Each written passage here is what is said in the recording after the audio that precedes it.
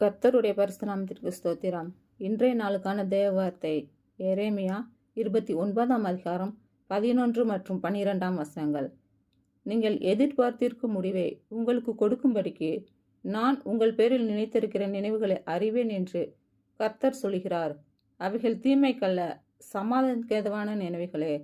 அப்பொழுது நீங்கள் கூடி வந்து என்னை தொழுது கொண்டு என்னை நோக்கி விண்ணப்பம் பண்ணுவீர்கள், நான் உங்களுக்கு செவி கொடுப்பேன். இன்று பிறந்த நாள் மற்றும் திருமண நாள் காணும் அனைவருக்கும் இயேசு கிறிஸ்துவின் நாமத்தினாலே வாழ்த்துக்கள். கர்த்தர் உங்கள் பலவீனங்களை மாற்றி உங்களுக்கு பலத்தை கட்டளையிடுவாராக. கர்த்தர் உங்களையும் உங்கள் பிள்ளைகளையும் உங்கள் பிள்ளைகளின் பிள்ளைகளையும் ஆசீர்வதிப்பாராக. கர்த்தர் உங்களோடு இருந்து உங்கள் பணிகளையும் உங்கள் பயணங்களையும் ஆசீர்வதிப்பாராக. ஆமேன்.